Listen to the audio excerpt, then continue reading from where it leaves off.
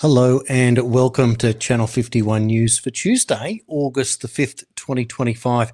And there is a lot of news to get through both here in Australia and overseas, so we'll get into it straight away.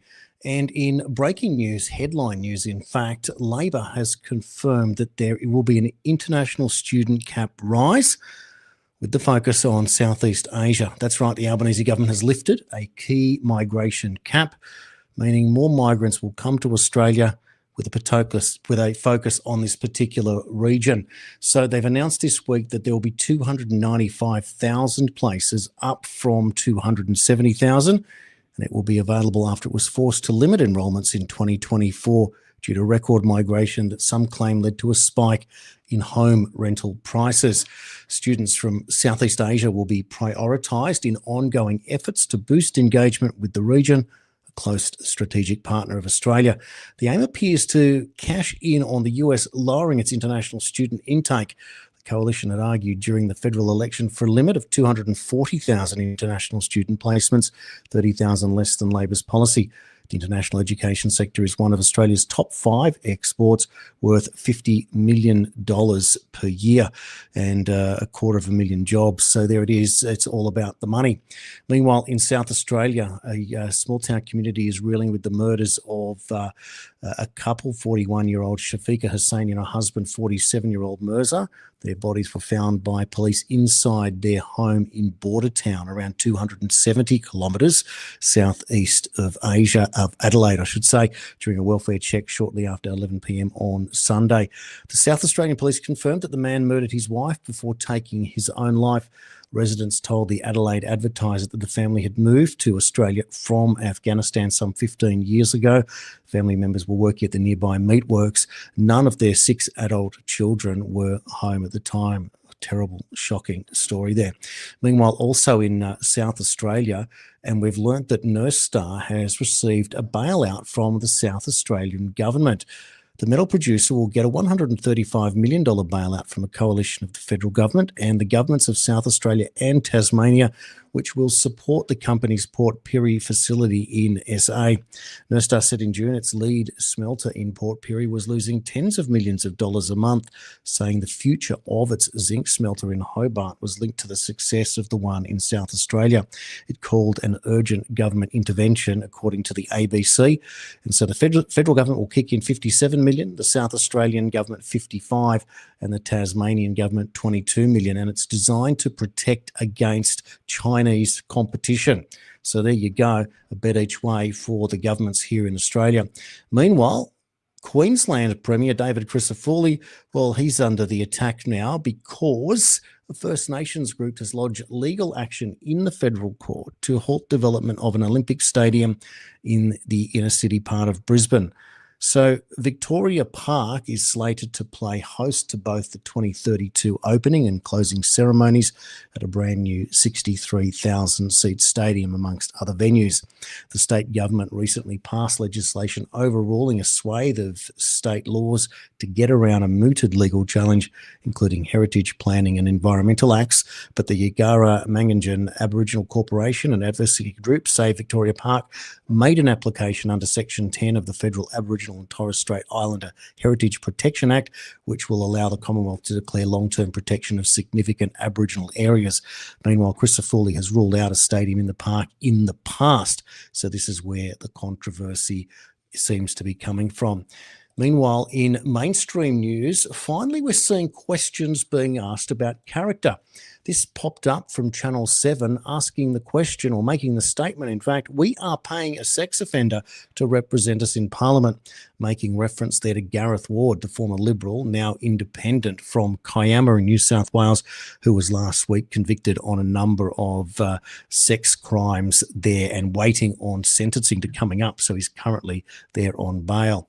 Well, meanwhile, there is more news coming out of Australia, of course, and we've learnt that we have a new Australian Federal Police Commissioner.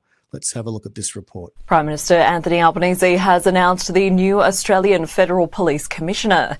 Chrissy Barrett will be the first female to lead the AFP. She is currently a Deputy Commissioner for the agency and has experience in counter-terrorism. She received the top job as outgoing Commissioner Rhys Kershaw retires, approximately 1 year into his contract. Commissioner Kershaw was in charge of the AFP during the Dural Caravan fake terror plot saga. There is speculation the handling of the situation may have strained his relationship with the federal government. A Chinese national has appeared in court after being charged with reckless foreign interference. The Australian Federal Police alleges the woman was tasked by a Public Security Bureau of China to gather information about the Canberra branch of a Buddhist association. The woman could face a maximum penalty of 15 years in jail if she is found guilty of foreign interference. Coalition MP Andrew Wallace is pushing for an oversight committee to supervise the $368 billion AUKUS deal. Bipartisan support for a joint committee on defence fell over during the last term of Parliament. Disagreements over the allowance of crossbenchers ended with the Coalition and the Greens voting against it. The Albanese government has responded to Wallace, claiming it remains committed to greater transparency. There it is, more news coming out of Australia. Now let's head overseas now, and we're going to talk about Israel. And we've just learnt today that more than 600 former Israeli security chiefs urged Trump to end the Gaza war. Well, it's not Trump's war, is it? But this is from Al Jazeera. The group's letter says the Israeli army has already achieved its objectives, and there's release of the Israeli captives can be achieved only through a deal. And so it is that the appeal was made in the letter written Sunday to President Trump. Its signatories included former Mossad chief Pardo, former Shin Bet chief Ami Alyon, former Deputy Israeli Army Chief Matan Vilnay. They call on to pressure Prime Minister Benjamin Netanyahu to end the nearly 2-year conflict which has devastated Gaza. The letter was sent as a furor grows over videos released by Palestinian groups showing 2 emaciated Israeli captives held in Gaza, where more than 2 million Palestinians are struggling to survive their crisis, their starvation crisis. Everything that could be achieved by force has been achieved. The hostages can't wait any longer, the commanders for Israeli security groups said in a post on X where it shared the letter. The letter said the Israeli army has received 2 of its 3 objectives by force, dismantling Hamas's military formations and governance, but the 3rd, bringing back all Israeli captives, can only be achieved through a deal. Meanwhile, Benjamin Netanyahu has addressed the public in this statement. In the Middle Ages, all the massacres against Jews were preceded by horrible vilifications. The lies that were leveled against the Jews spread around the globe. We were poisoning the wells. We were carriers of disease. We slaughtered Christian children in order to drink their blood. And this spread from country to country and created massacre after massacre, culminating in the worst massacre of them all, the Holocaust, in which 6 million innocent Jews were led to the slaughter. Today, the Jewish state is facing similar vilifications. They lie about us. They say that we're deliberately starving Palestinian children. That's a barefaced lie. Since the beginning of the war, we have let in almost 2 million tons of food. 2 million tons of food for Palestinian civilians, Palestinian children. That's been our policy. But in the last few months, this humanitarian aid has been interdicted by Hamas looting. They steal the food from their own people. But in the last few months, that food has not been reaching the Palestinian civilians because Hamas is stealing it. So we've decided to go around it.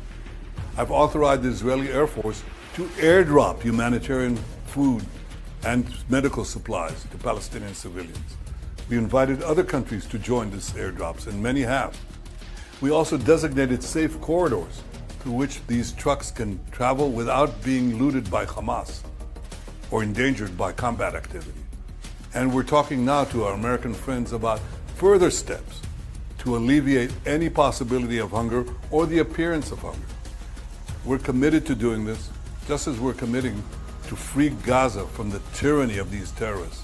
And many Gazans come to us and they say, help us be free. Help us be free of Hamas, of their terror, of their cruelty, of their tyranny.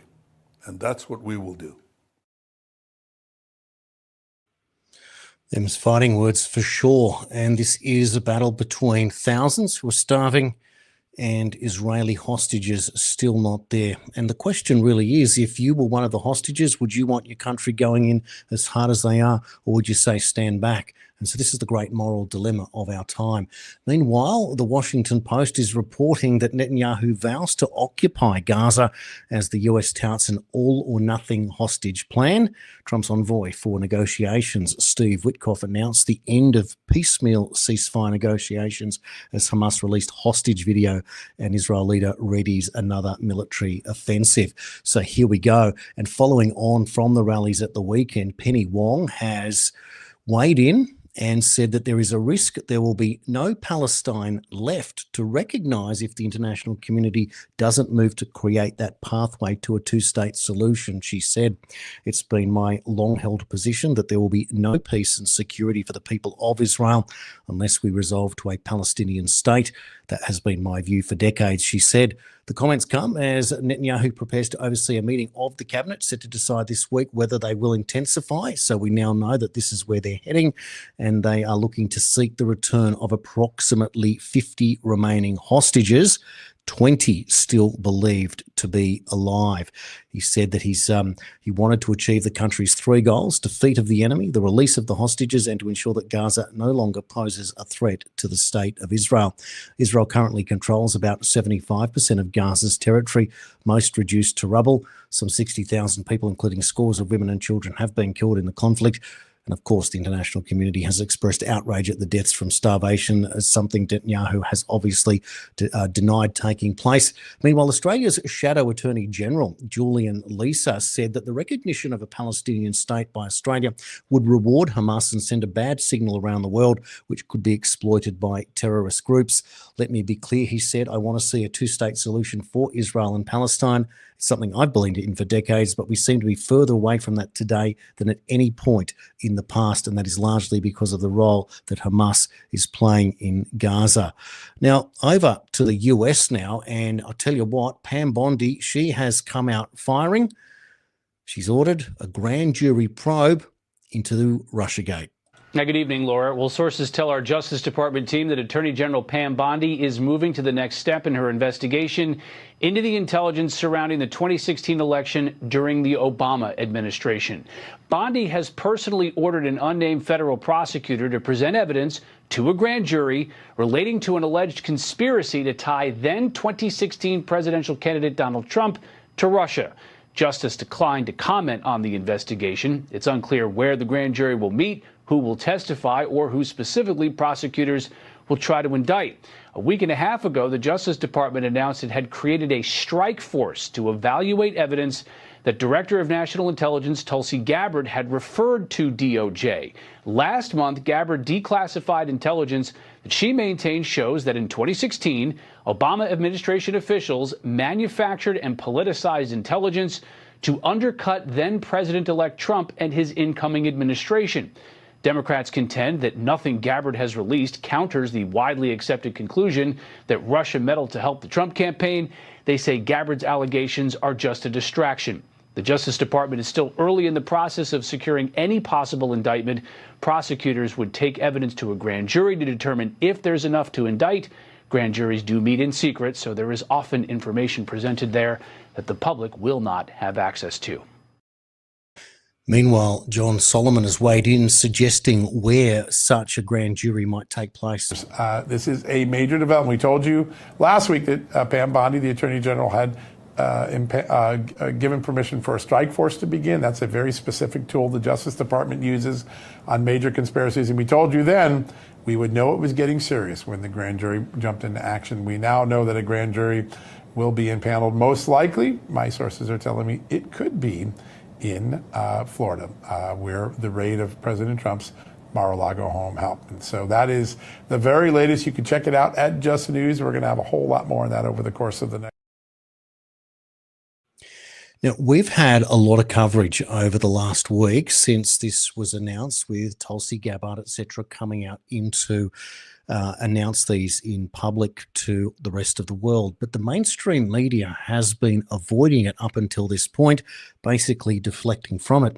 Well, today, NBC has been forced to report, and this is their coverage. A couple of weeks ago, Hallie, when really the headlines were dominated by the Jeffrey Epstein controversy, and then the president was sort of trying to change the topic very obviously and in many different venues, was trying to bring up these unsubstantiated claims about the role he argues former President Obama had in the 2016 election and trying to suppress some information that he says would have been damaging if it had come to light. And so then you had the Director of National Intelligence, Tulsi Gabbard, come to the White House briefing room, come to the podium and try to share some of this alleged new evidence. Well, now you have the Attorney General saying that they're going to try to take that information, which, remember, they had announced a strike force to look into what they call this new evidence and try to evaluate it to see if there could be any potential criminal indictments that they would follow. And the thing that matters here is that this is basically a grand jury investigation that's being launched,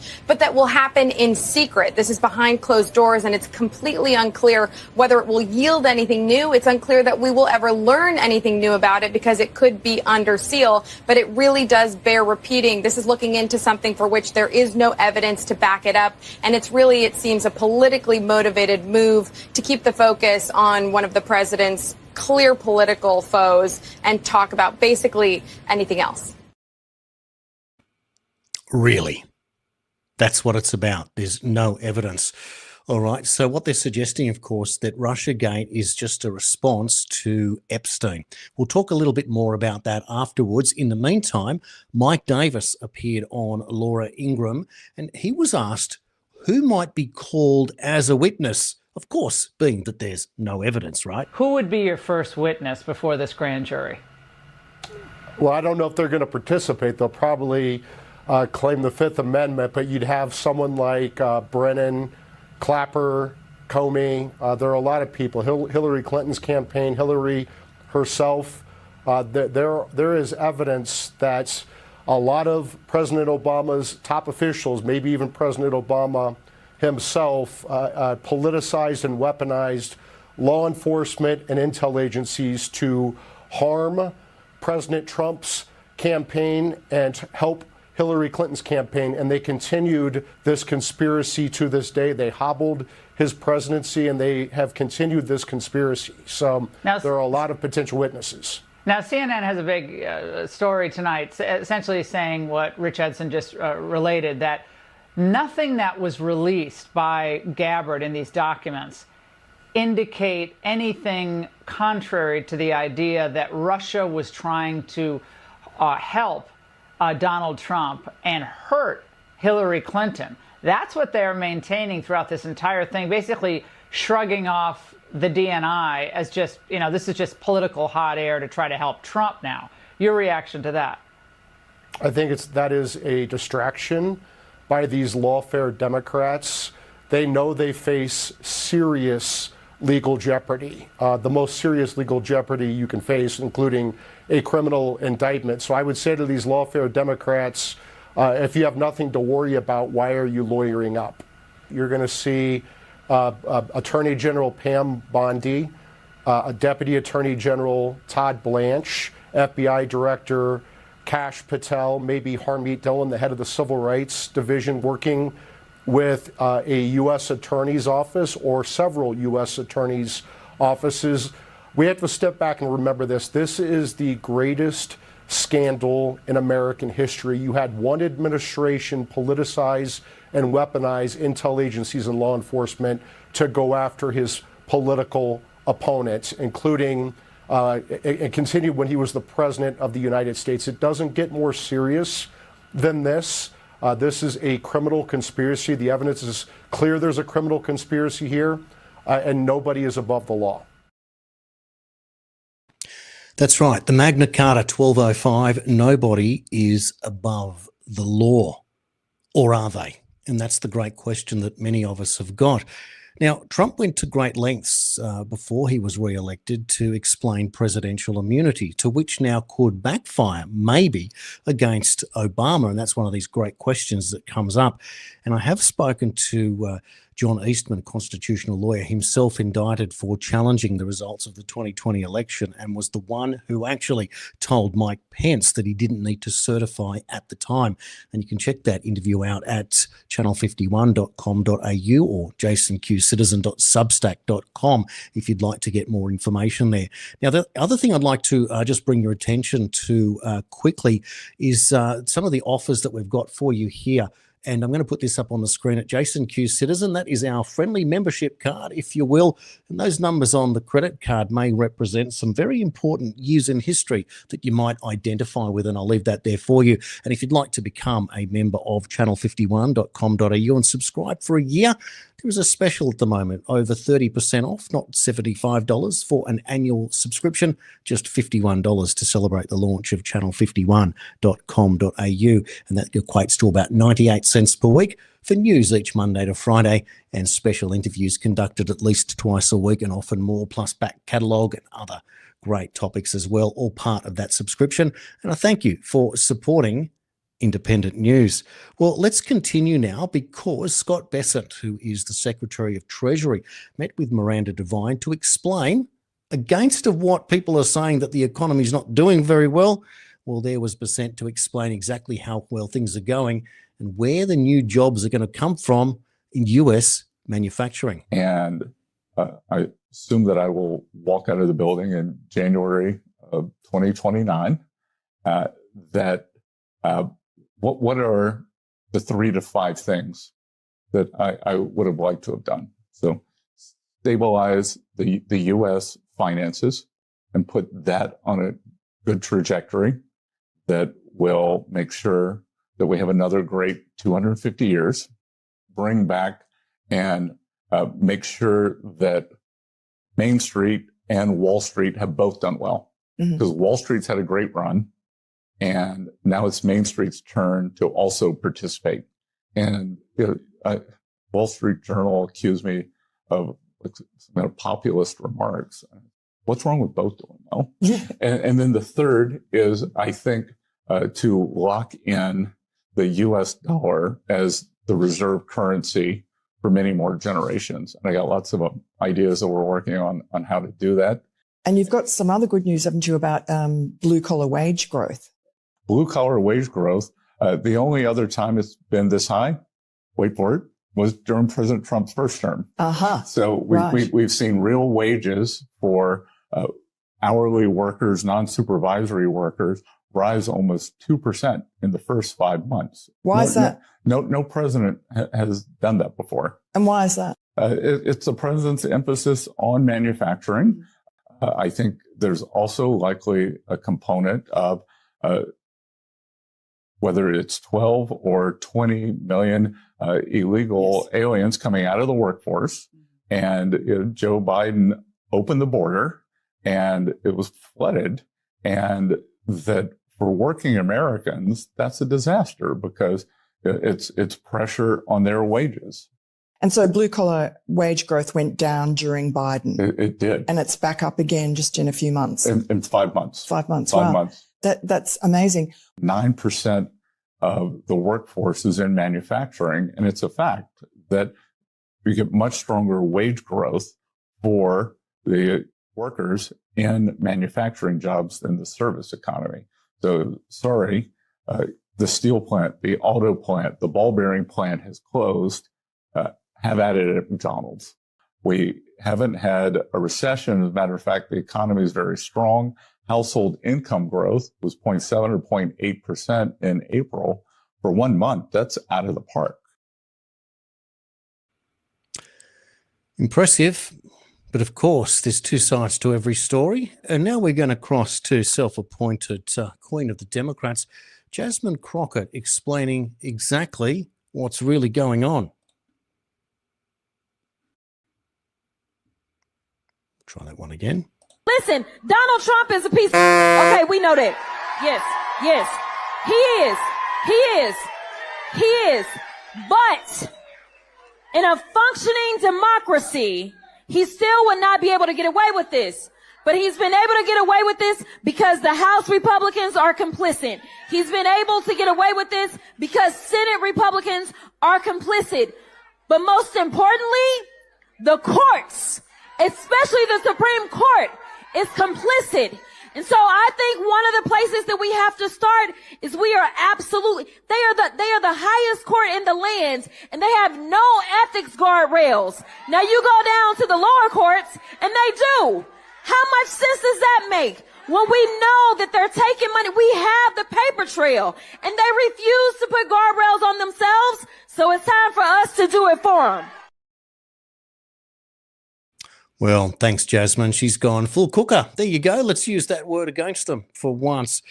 Doesn't get much crazier than that. Meanwhile, over in Texas, the Attorney General and the Governor have ordered for the arrests, would you believe, of Democrats who have gone AWOL in a publicity stunt to prevent a quorum in what is a protest over a potential gerrymander there that would make it even more difficult for Democrats to gain power back in the midterms of next year. But where are we going to be in the midterms of next year? So putting my Jason Q citizen hat on for a moment, I'm watching what's happening on social media, particularly the furor over the expectation that Donald Trump is being protected from being in the Epstein files. The people that are doing this are quite astonishing, really. Like, how is it now that you're only paying attention? Did Pizzagate not mean anything? Did adrenochrome didn't count when we heard that one? What about Frazzle Drip? Remember Frazzle Drip? And we all got excited about it because we thought of how nasty this was, and it was pointing to a very prominent figure at the time. Then, of course, there was the Anthony Weiner laptop, and we heard of multiple New York policemen who had committed suicide after seeing its contents. Where were the Democrats then? Where were they when Megyn Kelly gave that horrific softball interview to James Alefantis, and all of these so-called right-wing nut jobs were at Megyn Kelly saying, what kind of interview was that, when you said, oh, James, you don't have a basement in your pizza shop, do you? To which he said no, despite the fact that earlier he'd given an interview in Rolling Stone magazine talking about how he canned tomatoes in his basement at Comet Pizza. You can't make any of this stuff up. Meanwhile, we also want to know, where is your film reviews of The Sound of Freedom? Democrats, did you watch that movie? Did you understand what it was about? How children are sold and stolen into these horrific situations around the world? Where were you then? No, there wasn't anything like that, of course. Where were you when Laura Silsby was arrested with dozens of undocumented Haitian children after the earthquake there? And why did President Bill Clinton get on a plane to go down to the border and pick up Silsby and get her out of the charges? Why would he do that? And how do you get access to a former president when you are arrested with undocumented children at the border? How does that work? And what about Clay Higgins and the 35,000 kids that he said were connected to NGOs in the United States? Or the 800,000 kids that go missing, according to Tom Homan. Let's see your posts about your disgust and defence of Virginia Giuffre. And why don't you talk about the relationship between King Charles and Jimmy Savile? Or why don't you mention Ricky Gervais's speech at the Golden Globes? And where's your disgust for Harvey Weinstein, for Bill Cosby, for Kevin Spacey, and all of those witnesses that suddenly died before his trial? Where is all of the disgust? And where is the recognition that MKUltra is real, and the Australian government's apologies to victims of ritual abuse? How come that doesn't come into it? Nothing. In fact, there is never nothing in anything. There is only the belief that Donald Trump is the only bad man in history, and that's why we know that you're wrong. And that's why we know that Trump hasn't kicked an own goal, but he's using this specifically for a great reason, because he's already said it. The same people involved in the Epstein lists and the manipulation are the same people involved in Russiagate. And all he wants to do is to protect people from getting hurt. And if you followed those Q posts way back, it did say that it would put people in hospital, it is too sick, and that they will limit it. But the question is, if they want the information, it'll come. But be careful what you wish for. Thank you for watching Channel 51 News. I really appreciate the support. And if you'd like to subscribe at the Substacks, which is at channel51.com.au or at jasonqcitizen.substack.com, that is where you'll get hold of all of my work across this show, the long-form interview show for ANR News, and my own specialty news, and of course all the back catalogue of over 700 interviews that I did in the period from TNT from some 2.5 years ago. I can't thank you enough for your support, and I look forward to bringing it all to you again tomorrow. And also a couple of great announcements coming up, because Channel 51, we're expanding already. Can't wait to tell you all about it in the coming shows. On that note, see you all back here tomorrow. Please like, share, follow, comment. Love it. And tell me what you like and what you don't like, because I'm only doing this for you. See you all then. Thank you.